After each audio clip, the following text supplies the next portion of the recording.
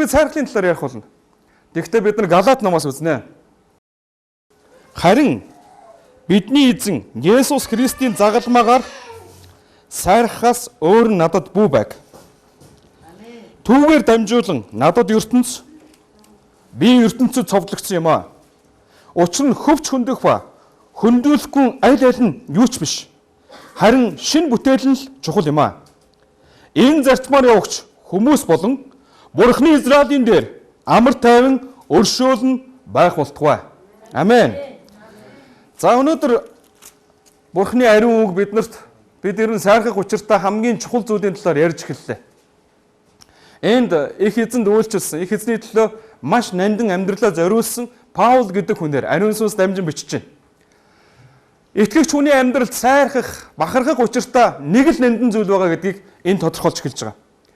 Тэгэхээр өнөөдөр бид нар Паул гэдэг энэ хүн энэ зүйлийг яагаад ингэж тодорхойлсон 3 шалтгааныг дор хаяж эндээс бид нар олж харна. Хамгийн ихний шалтгааныг Паул ингэж хэлж байна 14 дугаар эшлэлдэр. Бидний эзэн Есүс Христийн загалмаагаар сайрхахаас өөр надад бүү байг гэж хэлсэн байна. За тэгэхээр Паул гэдэг энэ гайхамшигтай үйлчлэгч хүний хувьд Бурхантай маш ойрхон алхахдаг, асар үр жимстэй, асар гайхамшигтай энэ хүний хувьд сайрхдаг ганцхан зүйл байгаа нь Есүс Христийн загалмаа ба. За харин өнөөдөр бид өөрсдөөсөө асууя. Загалмаа бидний амьдралыг аз жаргалтай болгосон уу? Эрх чөлөөтэй болгосон уу? Шинчилсэн үү? Загалмаа бидэнд жинхэнэ амар тайвныг авчирсан уу? Тэгвэл бид өнөөдөр Паултай адилхан загалмаагаар би сайрхнаа, зөвхөн үүгээр сайрхна гэж хэлж чадж гинөө? Амен. Энэ бол бидний ялангуяа Есүст итгэгч хүний сайрхах учиртай хамгийн нандин зүйл байгаа. За тэгэхээр 14 дугаар ишлэлийн яг үргэлжлэх хэсэгтэр нь Паул загалмаан талаар сайрхах учиртай эхний шалтгааныг хэлсэн байна. Энэ ингэж хэлсэн. Түүгээр дамжуулан надад ертөнц. Би ертөнцөд цовдлогдсон юм а гэж хэлсэн. Ах トゥ нараа. Паул загалмаагаар сайрхсан эхний шалтгаан бол загалмаа Паулыг энэ ертөнцтэй ямар ч хамаагүй болгосон байна. ертөнц гэдэг энэ аимшигтай зүйлтэй хамаагүй болгосон байна. За тэгэхээр ертөнц гэдэг энэ зүйл маш тодорхой нэг утгыг илэрхийлдэг. Библиэлд ертөнц гэсэн энэ үг их хэл дээр нэлээд олон утгыг илэрхийлдэг бөгөөд ойролцоогоор 7 утга байдаг гэж одоо судлаачид үздэг. Гэхдээ эдгээр утгын зарим нэг зүйлсүүдийг гаргаж агаад энэ Паул яг ямар утгаар хэрэгэлсэн юм бэ гэдгийг гаргая. Дэлхийн ертөнц гэсэн утгаар хэрэглэгддэг. Хэрвээ Паул загалмаа намайг дэлхийн ертөнцөөс ямар ч хамаагүй болгосон гэж хэлэх ёстой байсан юм бол энэ дэлхийн гадна буюу саран дээр эсвэл наран дээр байжгаад энэ зүйлийг хэлэх ёстой байсан. Гэтэл Паул дэлхий дээр байжгаад энэ зүйлийг ярьсан учраас ямар ч байсан энэ дэлхийн ертөнцийн талаар яриаггүй энэ үг. Гэтэл бас нийгмийг илэрхийлдэг. Нийгмийн бүх амьдралыг илэрхийлдэг. Хэрвээ нийгмийн талаар хэлсэн бол Паул өөргөвчөө өөрөө дууланд очиж даян хийж явахдаа би нийгэмтэй ямар ч хамаагүй болсон мó юу? ертөнц надаас тусгаарлагдсан гэж хэлэх байсан. Гэтэл Паул нийгмийн дунд л амьдарч байсан. Тийм учраас нийгмийн талаар яриаггүй. Паул загалмаа намайг энэ ертөнцтэй ямар ч хамаагүй болгосон. Би ертөнц надад загалмаагаар цовдлогдсон учраас одоо битээр хамаагүй болсон гэж хэлэхдээ энэ ертөнцид муу эрийн сүнсний хийж байгаа ажил тогтолцоо космос буюу эмх журам гэсэн тэр үгийг илэрхийлсэн байгаа. Муу эрийн сүнс энэ амьдрал дотор худал хуурмыг чигсээр байгаа. Тэр худал хуурмаг дотор хүмүүсийг живүүлсээр байгаа. Тэр худал хуурмагаараа хүмүүсийг хуурч, хулгайлж, сүтгэсээр байгаа. Тэр нь эмх журам цэгцтэй болсон бөгөөд тэр системээр хүмүүсийг шахаж тэр систем дотор удирдах байгаа. Энэ системийг Паул энд ертөнц гэж хэлсэн байгаа. За тэгэхээр энэ зүйлийг бид нар энгийн амьдрал дээр буулгаад ярив. Энэ нь юу гэсэн үг вэ? Бизнес хийдэг хүмүүст энэ зүйл маш тодорхой. Та шударга бизнес хийхийг хүсэж байгаа. Шударгаар ажилламаар байгаа шүү дээ. Бизнесээ зөв сайн үнээр хиймээр байгаа. Гэхдээ энэ нийгэм тэрий чинь хориглоод байгаа. Энэ бүх шатны талбарууд дээр авилгал нэгж байгаа. Шударгаар зөв сайнаар бизнесээ хийх гэсэн чинь ерөөсөө тийм нөхцөл байхгүй байгаа. Тэгээ энийг хараад олон бизнесмэнүүд гасалдаг. Энэ яаж гсэн нийгэм юм бэ? Ямар балиар авилгал вэ? Хүн шударгаар яагаад хөдөлмөрж болдгүй юм бэ? Яагаад хүн үнээр амьдарч болохоо болцсон юм бэ гэж байгаа. Энэ бол нөгөө ертөнц гээд байгаа космос буюу эмх цэгц гэсэн бууцар сүнсний хийж байгаа бүтэц байгаа. Паул энэ зүйлээс тусгаарлагдсан тухайгаа ярьж байгаа. Эннээс бүрэн чөлөөлөгдсөн тухай. Үүнийг нь загалмаа хийсэн тухай ярьж байгаа. Энэ нь бас өшөө бидний амьдрал дээр бууж ирэх юм бол ийм зүйл байгаа.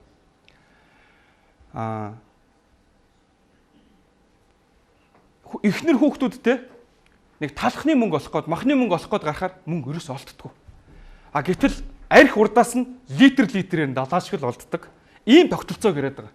Эхнэр хүүхдүүд нь талхны мөнгө ерөөсөө өгөх хүн байдгүй. Гэхдээ урдаас нь архиар дайлах хүн 1000 байдаг. Энэнийг ялдарсан бүтцийг ярьж байгаа. Энэ нь юуг ярьж байгааг бол эхнэр хүүхдэд тижээхэр хөдөлмөрлөж олсон мөнгөнийхөө 80% нь архинд завхааралт, заваан зүйл зарцуулчаад 20%-аар нь 10%-аар нь эхнэр хүүхдэд тижээж байгаа энэ өрөвдмөр дүр төрхийг илэрхийлж байгаа. Ах トゥ нараа, энэ ертөнц өөрөө эвдэрсэн балиар системд базуулчихад байгаа. Энэ зүйлсүүдийг хүмүүс муухай гэдгийг мэднэ. Энийг хараад хүмүүс шогширдог. Энэ муу авилагчдыг яана. Энэ балиар ертөнцийг яана. Энийг яах юм бэ гэж тэд халгалдаг. Энийг хайчихсан, энийг даваад амьдрахсан гэж бүгдээрээ мөрөөддөг. Гэхдээ яадаг гэж?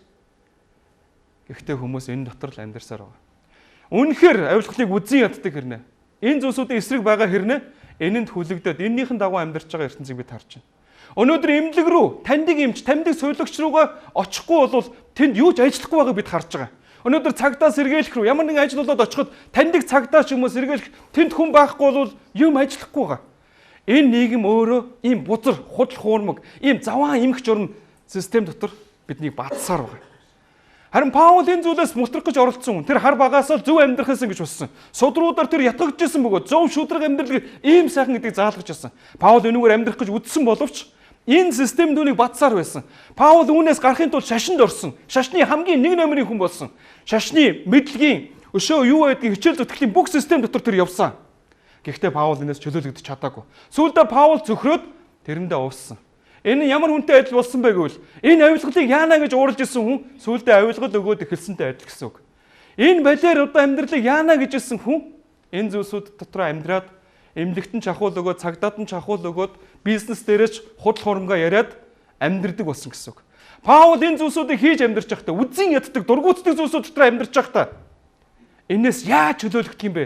Хизээ чөлөөлөгдөх юм бэ? Хизээ миний хоёр нүүр, хизээ энэ хүлээс дарамтууд алга болох юм бэ гэж мөрөөдчихсэн.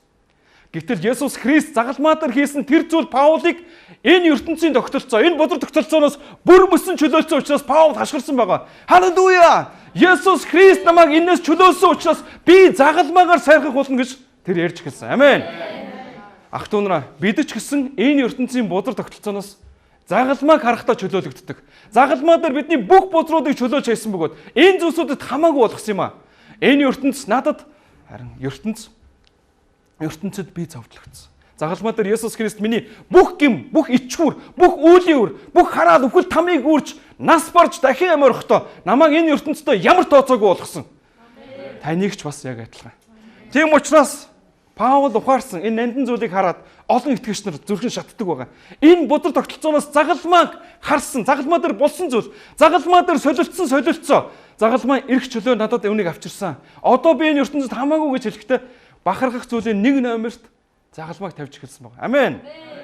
За тэгэхээр загалмаа Паулын мөрөөдөд барахгүй байсан энэ зүйлийг өөрчилчихжээ.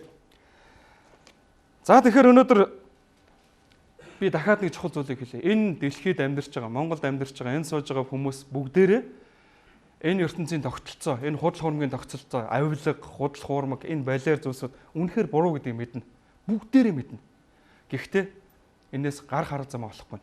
Энээс гарахын тулд тэр шашнуудыг зохиосон. Энээс гарахын тулд тэр мэдлгүүдийг судалсан. Энээс гарахын тулд олон зүйлсүүдийг хийсэн. Гэхдээ энэ зүйлсүүдийн аль нь ч тэр нь тусалсангүй. Харин Есүс Христийн загалмаа Паулд эрх чөлөө авчирсан. Есүс Христийн загалмаа бидэнд энэ амьдралаас давсан, ялсан эрх чөлөөг биднэрт авчирлаа. Амен. Тэгэхээр өнөөдөр эзний үг биднэрт ингэж хэлдэг. Эфес номын 20 дугаар бүлэг дээр хүмүүс Есүс Христэд итгэхээс өмнө, загалмаа өмнөнийг ухаарч ойлгохоос өмнө, загалмаагаар чөлөөлөгдөхөөс өмнө дуулж, бүжиглэж, их мөнгө олж, наргид сэнгэж, сайхан харагдж, сүнс буюу сэтгэл нь дотоод ертөнд нь бүхэл бүтэн үгсэн байд юм а гэж хэлдэг. Тэгэхээр өнөөдөр энэ зүйлсүүд бидний амьдрал руу яаж цөмөрч байгааг Библи бидэнд илчилдэг. Нэгдүгээр Иохан номон дээр Иохан ариун сүнс дотор бидэнд ингэж хэлсэн байгаа. Энэ ертөнц болон ертөнцид байгаа зүйлсүүдийг битгий хайрлаарай. Энэ нь хаанаас ирдэг вэ гэвэл махан биеийн хүсэл тачаалаас, нүдний хүсэл тачаалаас, зүрхний чин бардамлаас гарч ирдэг юм а. Муу ерийн сүнс өөрийнхөө энэ бузар системийг, энэ хүлээсийг, энэ дарамтыг та нарын амьдралд ийм гурван шугамар жигч байна. Махан биеийн хүсэл тачаалаар, нүдний хүсэл тачаалаар, бардамнал ийм зүйлээр чихээд байна. Энэ зүйлсүүдээс анхаарал болгоомжтой гэж хэлсэн. Энэ зүйлсүүдээр бидний амьдралд олон муухай хүлээсүүдийг авдгийг амьдрал харуулдаг. Анхны хүлээсүүч гэсэн ингэж орж ирсэн. Адам, Ева хоёр асуудал яг ингэж унсан байна. Тэд эзэх гэдгийгсэн тэр нэг зүйл нь харахад сайхан гэж хэлэгдсэн байдаг. Энэ нь юу гэсэн үг вэ? Нүдний хүсэл тачаалтанд өнгөрсөн гэсэн. Идэхэд амттай гэж өгүүлэгдсэн байна. Энэ нь юу гэсэн үг вэ? Махан мэсгийн хүсэл тачаалтанд асж исэн гэсэн үг. Дээрээс нь энийг идчихвэл бурхантай адилхан оюун ухаан нэгдээд бурхан болно гэсэн бардамнал энд нь хөдөлсөн учраас тэд энэ зүйлд унсан баг. Харин их эзэн Есүс энийг яг эсрэг талынхан зүйл гэсэн. Эзэн Есүс Адам Ева хоёрт учирснаас хамаагүй том зорилт ирсэн юм. Есүс их эзнийг муу Есүс яг энэ гурван талбараа бас сорьсон. Их эзэн 40 өдөр мацаг бариад эзний үйлчлэл бэлтгэж явах тэр үед 40 өдөр өлссөн юу ч хийдэггүй багт нь муу Есүс хурж ирээд эзэнд хэлсэн байгаа. Гэхдээ чи бурхны хүү штэ. Наа чулууга тал болгол идчихлээ. Бийдэлтэй гэж хэлсэн байна. Энэ бол махан биеийн хүслээр нь сорьсон сорилт байсан. Их эзэн түүний өмнөөс нэг сэлэм сугалахтай адил зүйл хийсэн. Бурхны үг бол сэлэмтэй л адил. Тэр сэлмээ сугалж гаргаж ирээд Библиэлд ингэж бичигдсэн байдгиймаа гэж сатаны тэр худал хуурмыг цавчин тасалсан юм аа. Гэтэл муу Есүс тэгээ зогсчихоогүй. Муу Есүс дараагийнхаа ямиг хийсэн. Тэр уулан дээр гаргаад бүх хаанчлал, бүх тансаг, орд харшууд, бүх тансаг амьдралыг үзүүлээд за энийг би чамд өгнө. Чи над мөрөгч гэж хэлсэн байна. Гэтэл их эзэн Есүсийг яг энэ хэсэгт нүдээр нь сорж байгаа. Нүднээс тансгуудыг, хамгийн их баялгуудыг, лаг юмнуудыг харж ирсэн. Гэтэл их эзэн Есүс дахиад сэлмээ сугалсан байна. Тэгээ юу гэж хэлсэн бэ гэвэл Библиэлд ингэж бичигдсэн байдгиймаа гэл нөгөө худлаагийн таслаад хийчихсэн. Гэтэл Сатан 3 дахь сорилттой байсан. Тэр бол бардамлаар сорьсон. Маш өндөр сүмийн орой дээр гаргачаад чи эндээс үсрэлтэй. Библиэлд чиний тухай бичигдсэн үнэн. Үнэхээр чамаа хөлчин цуглан зохигдох вэ гэж бичигдсэн байдаг. Тэнгэрч нар чамайг тосоол авна. Бүх ертөнц чамайг бурхны хүү гэж хараг л дээ. Чамд ямар их хэрэг мэдэл, ямар их хамгаалт байгааг хүмүүс хараг гэж хэлсэн. Есүс их эзэн дахиад сэлмээ сугалсан. Бурхны үг бидний гар дээр байгаа нь ямар их өрөөл вэ? Их эзэн ердөө энэ үгнээс гаргаж ирээд Библиэлд ингэж бичигдсэн байдгиймаа гэж тасалсан байгаа. Ах トゥ нараа өнөөдөр их эзэн биднэрт энэ бузар ертөнц, бузар тогтолцоонд автахгүй байх бүх үлгэр жишээх бүх талбараар нь үзүүлсэн. Өнөөдөр энэ зүйлсүүдийг бид хараад энэ зүйлсүүдээс ангид байх хүч чадлыг, ухаарлыг, чөлөөлөлтийг бид загалмаа дээрээс авдаг. Тийм учраас бидний хувьд ч гэсэн загалмаа үнэхээр бахархах, талархах тэр нандин зүйл мөнөөсөө муу юм аа. Ах トゥ нараа энэ ертөнц өөрийнхөө худал хуурмгаар хүмүүсийг мэхэлж байна. Саяны бузар тогтолцоонууд ийм л байдаг гэж хэлж байна. Бүх хүн завхаардаг. Бүх хүн худлаа ярьдаг. Бүх бизнес худлаа явдаг. Амьдрал ингэхгүй л бол чи сүрнэ гэсэн ятгалгыг бидний зүрхэнд хийх гэж оролддог. Тэгээ хүмүүс энд нь автдаг. Нэрэл тийм бэр. Бүгдээрээ завхаардаг. Бүгдээрээ худлаа ярьдаг. Бүгдээрээ л ингэдэг юм байна штэ гэсэн ийм намаг балчиг дотор живж байна. Энэ хүн эхлээд өөрөө живдэг. Гэхдээ энэ гэр бүлийн гишүүн учраас гэр бүл нь хамтдаа живдэг. Гэр бүл өөрөө энэ нийгмийн хамгийн энгийн, хамгийн эгэл хэсэг учраас нийгэм хамтдаа живдэг. Муу Есүс Монголыг бүхэлд нь сөнөөхөр энэ заван зүйлсүүдээр шургуулсаар байгаа. Харин эзний үг өнөөдөр энэний эсрэг үгүй. Чи энэ худал хуурмаас загалмаагаар чөлөөлөгдөх ёстой. Энэ худал хуурмаас чиний гэр бүл аврагдах ёстой. Чиний улс үндэстэн энэ худал хуурмгийн давсан эрх чөлөөлөлтөөр амьдрах ёстой гэж энэ үннийг биднэрт илчилж байгаа. Амен. За тэгэхээр загалмаа биднийг энэ бузар тогтолцооноос чөлөөсөн учраас бид үнэхээр түгэр бахарх болно. Ах トゥ нараа гэхдээ энэ ертөнцид ямар муухай хүлээс байдгийг гэдгийг загалмаа бас хэд хэдэн янзаар харуулдаг. Загалмаа руу бид харахтаа хэрвээ энэ ертөнцийн тогтолцоог дагаад амьдрах юм бол эцэст нь ийм ичгүүр, ийм хараал, ийм өхөл хүлээж байгаа гэдгийг маш тодорхой харуулдаг. Ингээд л дуусаа шүү амьдрал чинь. Хэрвээ энэ тогтолцоон дотор байсаар л байх юм бол, энэ тогтолцооныг дагсаар л байх юм бол, энэ тогтолцооны хүлээсэн дотор амьдрсаар байх юм бол ингээд дууснаа, ингээд мөхнөө гэдгийг загалмаа харуулдаг. Харин нөгөө талд нь хэрвээ Есүс Христ загалмаа дээр чиний төлөө бүх гмий чинь, бүх хараалыг чинь, бүх үхэл тамийн чинь бүр мөсөн авсан гэдгийг харж ухаарч итгэж хүлээж авч чадах юм бол өн мөнхийн амьдрал, өн мөнхийн эрх чөлөө, амар амгалан шинэ амьдрал байгаа гэдгийг бас харж болдог. Загалмаа өөр амьдралын хоёр талыг бидэнд харуулдаг. Тэгэхээр өнөөдөр хинч бай, ядуу хүн байна уу, баян хүн байна уу, ухаантай байна уу, энгийн игэл хүн байна уу, хүчтэй нүнэ сул нь хамаагүй. Ямар ч хүн байсан хамаагүй. Загалмаа дөр байгаа энэ агуу үннийг харах юм бол жинхэнэ эрх чөлөөг авах бүх боломж нь нээлттэй байгаамаа. Өнөөдөр энийг авсан хүмүүс энд сууж байгаа. Бас өнөөдөр энийг анх удаа сонсож байгаа хүмүүс ч байгаа. Гэхдээ загалмаа ийм агуу зүйлийг авчирсан учраас бахархахаас өөр аргагүй зүйл юм аа. Амен. Бид өнөөдөр загалмааны тухай ярих үед зарим найз нөхөд маань хэлдэг. Цогоо бүр улаан Есүс болчих. Загалмаа л гэдэг юм. Тэр модон дээр өгсөний хүний талаар юу их ярьдаг юм бэ гэж хэлдэг. Өгөө дээ үзэгдэж байгаас илүү агуу зүйлийг тэнд ярьж байгаа. Тэнд жинхэнэ хүндрэлтний яаж байгаа эрхчлөлөг ярьж байгаа. Жинхэнэ шинжлэгдсэн амьдралыг ярьж байгаа. Жинхэнэ өн мөнхийн амьдрал, жинхэнэ хайрын тухай тэнд өгүүлж байгаа.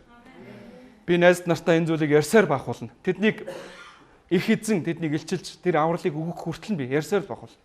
Та тэгэхэд бэлэн байна уу? Амен. За тэгэхээр бид яг энэ зүйлсүүдийг цааш нь харах юм бол загалмаагаар бахархдаг 2 дахь шалтгааныг 15 дугаар ишлэл дээр нээсэн хэлсэн байна. 2 дахь шалтгаан. Энэ юу гэсэн бэ гэвэл учир нь хөвч хөндөх ба хөвч хөндүүлэхгүй аль аль нь юу ч биш. Харин шинэ бүтээл нь л чухал юм гэж хэлсэн. Шинэ бүтээл гэдэг үгийн дагуур зураараа. Шинэ бүтээл гэдэг үгийн дагуур зураараа. Энд онцолж хэлж байгаа зүйл нь энэ байна. Хүмүүс өнөөдрийг хүртэл мянган жилийн туршид шашин номоор өөрсдийгөө шинжлэх гэж оролцсон. Хичээл зүтгэлээр шинжлэх гэж оролцсон. Буян заяагаар шинжлэх гэж оролцсон. Бясалгал гүн ухаанаар өөрсдийгөө амьдралыг шинжлэх гэж оролцсон. Яагаад шинжлэх гээд байгаа юм? Яагаад гэвэл амьдралд нь асар их алдаа эндэгдэл. Түүнээс нь гарах үйл явдал, санаа зовнил эцэст нь өхөл хүлээж байгаа аимшигтай дүр төрх байгаа учраас хүмүүс амьдралаа шинжилдэгч болоосаа, шинээр эхэлдэгч болоосаа дахиад хүүхэд болох юмсан гэж боддог. Шинэ он ойртож байна. Хүмүүс бодож байгаа. За 2010 онд олигтой амьдарч чадсангүй, төлөвлөгөөнүүд биелсэнгүй. Тэгээ 11 онд л шинээр сайхан амьдрна гэж бодож байгаа. 11 оны төгсгөлөд олон хүмүүс дахиад л энэ зүйлээ бодож эхэлдэг. Яагаад? Хүмүүс шинээр амьдралаа эхлэмээр байна. Амьдралд нь хийгдсэн аюул олон худал хуурмаг алдаа эндэгдэл тэр зүйлсүүгээр шинээр өнөөдөр ухаарсан ухаарл, өнөөдөр байгаа шин зүйл, өнөөдөр байгаа тэр зүйлсүүдээс эхлэмээр байгаа. Тэгээд тэд дуу зохиодог. Хүүхэд насанд хүргэж өгдөг галт тэрэг байдаг бол тэрэнд суухынсэн гэдэг. Дахиад шинээр амьдрал эхэлж болдогч болоосоо гэдэг гасалдаг. Гэхдээ загалмаа энэ зүйлийг бид нарт авчирдаг. Ах トゥ нараа. Загалмаа биднийг шин болгодог гэж хэлсэн байна. Өнөөдөр энд маш тодорхой нэг зүйлийг хэлж байна. Шашинд орох уу үгүй юу гэдэг ерөөсөө чухал биш. Лам дээр очих уу, бөө дээр очих уу гэдэг чухал биш. Бясалгал хийх үү, цагаан хоол идэх үү үгүй юу гэдэг чухал биш. Ямар нэгэн хичээл зүтгэл буян заяа хийх үү үгүй юу гэдэг чухал биш. Кармагийнхаа савыг дүүргэх үү, хоослох уу гэдэг ч чухал биш ээ. Ганцхан чухал зүйл байна. Харах ёстой, ухаарах ёстой, авах ёстой нэг л чухал зүйл байгаа. Тэр нь бол цоошин амьдрал, цоошин эхлэл. Энэ зүйлийг ганцхан загалмаа өгдөг.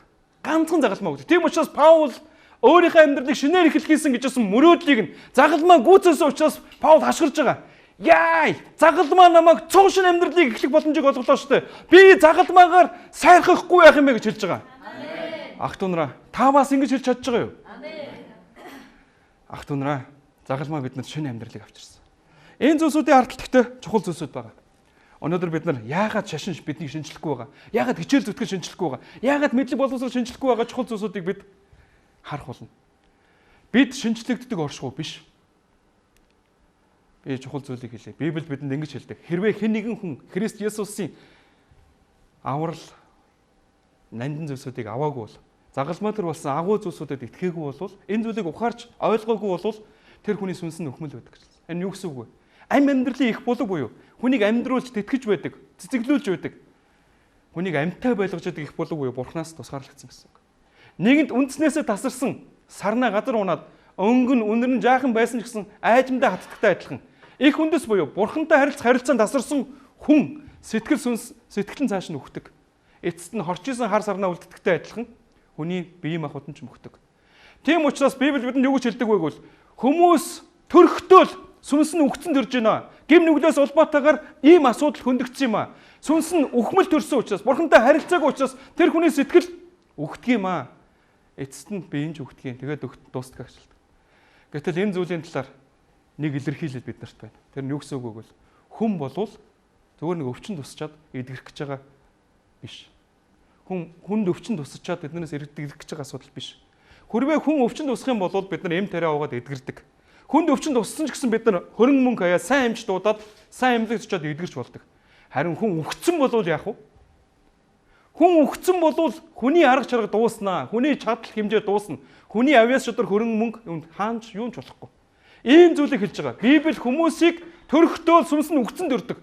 Тийм учраас тэр хүмүүст эмчилгээ хэрэггүй, шашин хэрэггүй, хичээл зүтгэл хэрэггүй, буян заяа хэрэггүй. Энэ зүйлсүүд өвдсөн хүнийг эдгэх нь үхэхээс өгсөн хүнийг эдгэхгүй. Өгсөн хүнийг хэн эдгэх юм? Хүний хүч чадал хүрэхгүй энэ зүйлд ганцхан Бурхан хамаатай. Үгснийг бурхан амьдруулдаг. Тийм учраас үгсэн сүнсийг бурхан амьдруулахгүй бол хөндөрлөгтөнд ямар ч найдар үлдээгүй. Хөндөрлөгтөн шашнаар шинжлэхдэггүй байгаа, хичээл зүтгэлээр шинжлэхдэггүй, буян заяагаар, цагаан хоолоор, бяцлаглаар, лам бөөгөөр шинжлэхдэггүй байгаа гол шалтгаан энэ.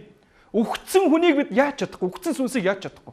Харин үгсэн сүнсийг загалмаа дээр болсон тэр агуу ажил Есүс Христ амьдуулдаг учраас үгсэн сүнсийг амьдсан тэр сүнс сэтгэлийг сэргээдэг учраас бие махбодод амьдралыг тэтгэдэг учраас Паул энд хашгирсан байна. Загалмаагаар сайрах хоёр дахь шалтгаан бол загалмаа намайг цуушин болгож байгаа юм чи яах юм?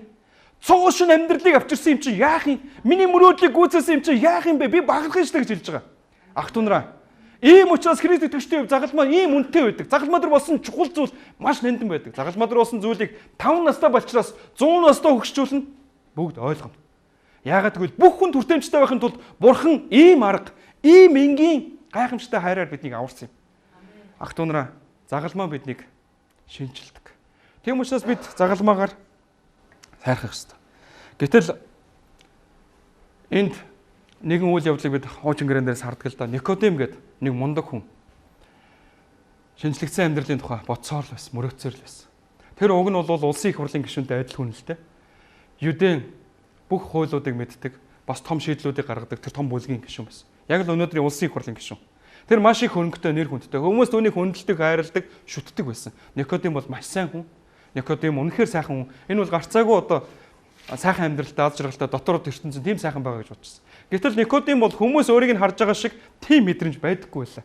Түүний дотор энэ амьдралдаа байгаа алдаа эндэгдэл дотор зовсон, шаналсан, тэр зүйлсүүд харуулсан зүйлсүүд байлаа. Тэр байтугай ирүүдэн хүртэл бүрхэг байсан.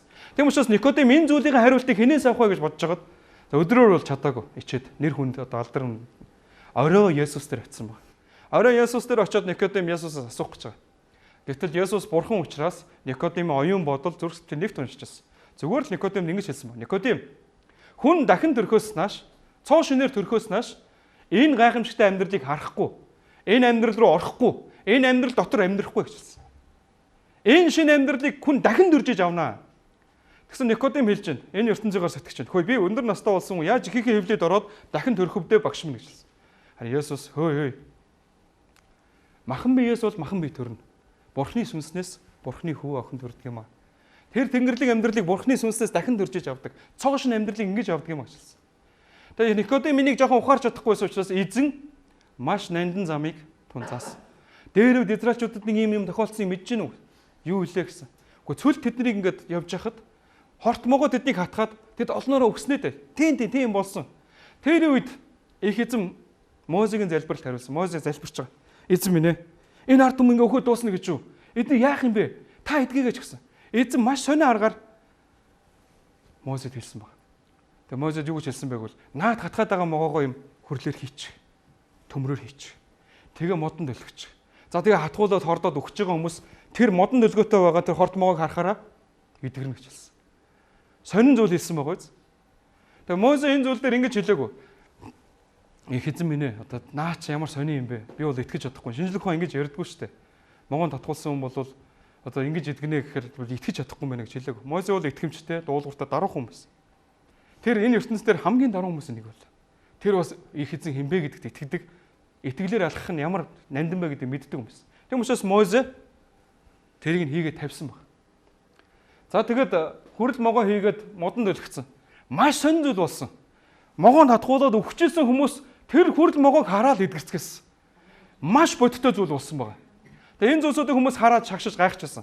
Зарим хүмүүс бол тэнд ингээд зогсчихсан. Энэ Мозе солиорсон байна.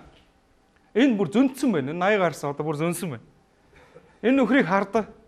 Могоон татгуулсан хүн чинь тоосмос төрхөх ёстой. Эм тариа хэрэглэх ёстой. Тэгж эдгэрэх ёстой. Юу хүрэл төмөр могоо хараад эдгэрнэ гэж. Энэ хүн солиорсон байна. Энэ үдирдэгчийг авчяа гэдэг гэж байсан. Гэхдээ тэр хүрэл могоог хараад итгэлээрээ харсан хүмүүс бүгд эдгэрлийг хорноосоо чөлөөлөгдсөн. Харин түүнд итгээгүй хүмүүс бүгд цөлдөө өгсөн юм. Өөрөөр юу хэлэхдэх вэ гэвэл их эзэн өөрийнхөө аврал энэ гайхамшигтай эрх чөлөө энэ шинэ амьдралыг итгэл буюу даруй байдал гэсэн цензур дотор л өгч байна. Өнөөдөр олон хүн энэ ёроолыг яагаад олж харахгүй байгаа юм? Яагаад энэний сайн сайхныг намсахгүй байгаа юм бэ? Шулуухан хэлчихэ. Тэд итгэлгүй байна. Тэд бардан байна. Эзэн бол маш энгийн жижигхэн босхыг тавьсан. Тэр босхон дээр зүгээр итгэл даруй байдал гэсэн босхыг даваал алхах юм бол эрх чөлөө байж байгаа, шинэ амьдрал байж байгаа. Яг амар тайван байж байгаа, мөнх амьдрал байж байгаа. Гэтэл энэ босгон дээр маш олон хүн бүдэрч очдог. Яагаад? Бардан байна. Итгэлгүй байна. Тэр хүмүүс шиг Мозес солиорсон байхаа. Гээ зогсож байгаа шиг тийм хүмүүс энэ зүйлийг авч чаддгүй. Гэхдээ Никодим энэ зүйлийг хэлсэн бөгөөд Никодим энэ зүйлээр нь тэр чухал үнийг ойлгож чадсан. Ах トゥ нараа, тийм л учраас Паулд ч бай, танд ч бай, надад ч бай загалмаа цоошин амьдралыг авчирсан учраас бидний нэг намрын бахархал байх хэвээр. Бидний нэр төр, боловсрол, чадвар, байр суурь, эд баялаг, сайрхах ёстой царай зүс бие галбраас илүү тэр бидний сайрхлыг авах ёстой зүйл юм аа. Амен. Тэгэхээр Паул яг энэ зүйлийг хэрхэн авсныг Библи ингэж дүрсэлдэг. Тэр Дамаск руу яваад Есүс итгэгчдийг алж чадхаар явж ирсэн. Гэтэл Тэнгэрээс маш хурц гэрэл гарч ирсэн. Тэр гэрэл дотор Есүс ярьж эхэлсэн байгаа. Паул чи яагаад байгаа юм бэ гэж хэлсэн. Үгүй та хэн бэ гэж хэлсэн чинь чиний мөшгөө доромжлоод байгаа Есүс байна гэж хэлсэн. Паул тэр дөрөө Есүс бууж өгсөн бөгөөд түүнийг бурхан гэдгийг таньсан. Тэгээд Есүсээс хоёрт гагуу асуулт асуусан. Тэр юу гэж хэлсэн бөгөөд та надаар юу хэлхийг хүсэж байна гэж хэлсэн. Эзэн би чамд хэлж өгнө гэд. Ингээд Паулийн амьдрал яг энд цоошин эргэж байгаа. Паул энэ хүртэл явсан бүх нэр, албан тушаал, шагнал, мэдлэг, өшөө байсан бүх ололтуудаа хог гэж үздсэн бөгөөд цоошин амьдралд нь үнэхээр тэр хог байсан юм аа. Шинэ амьдрал нь, шинэ үнцэн, шинэ зориг, шинэ гайхамшигтай итгэл найдвар өн мөнхөр дүүрэн байсан юм. Тийм учраас Паул эндээс эхлээд цоошин хүн болсон. Цоошин хүн болсон. Тэгээд тэр намайг шинэ болгосон загалмаагаар би бахархах болно гэж тэр үнэлсэн бүх амьдралаараа тунхагласан юм аа. Ах トゥ нараа, тийм учраас загалмаа бидний амьдрал ийм чухал үнэн нандин зүйлийг илэрхийлдэг. За тэгэхээр энэ зүйлсүүдийг бид харахтаа 2 дугаар Коринт номын 5:17 дээр энэ зүйлийг хэлсэн байна. Хэрвээ хэн нэгэн хүн Христ Есүст итгэсэн бол түүнийг хардаа хуучин юмс нь бүгд байхгүй болсон, цоошин болсон байгаа гэж.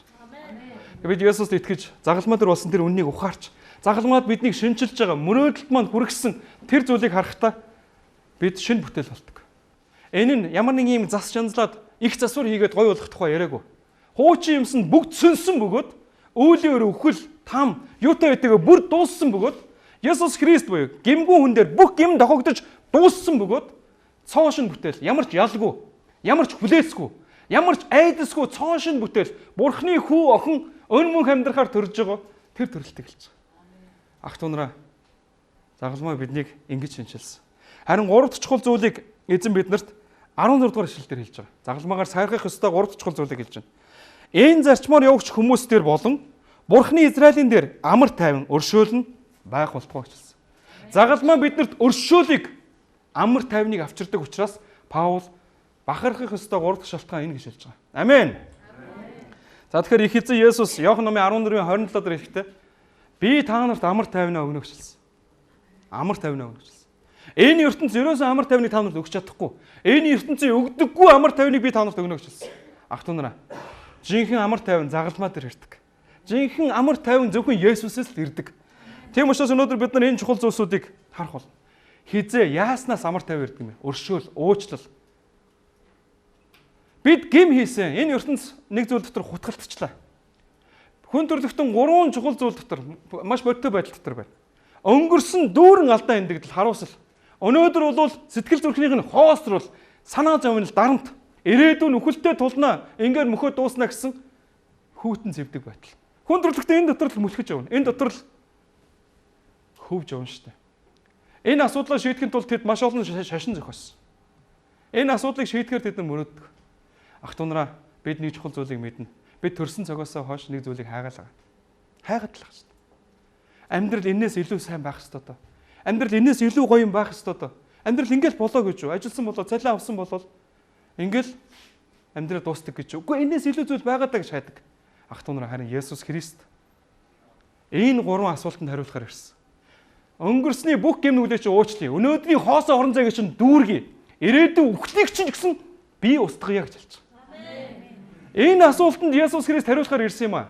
Энэ зүйлд даруй, итгэлтэй зүрх зөв реакцийг үзүүлдэг бөгөөд энэ хүн зүгээр л авдаг. Бурхны үг биднэрт ингэж хэлдэг. Есүс чиний төлөө хийсэн. Есүс чиний төлөө хийсэн. Есүс чиний төлөө хийсэн гэж хэлдэг. Өнөөдөр энэ сууж байгаа хүмүүс, өнөөдөр бас энэ телевиз үзэж байгаа хүмүүс энэ хэдхэн секундэд зүрх сэтгэлээ нэгэд энэ аврал, энэ амьдрал, энэ амар тайван, энэ бүх зүйлийг атгаж байгаа. Энийг өгдөг энэ агуу том Есүст хандах юм бол хизээж хохирохгүй, хизээж ичгүрт орохгүй. Есүст итгэх, Есүсийн хайранд өршөөлт, авралт итгэх итгэхийн ардалт ямар ч ичгүр байдаггүй, ямар ч хохирол байдаггүй гэж тэр өөрөө хэлсэн юм аа.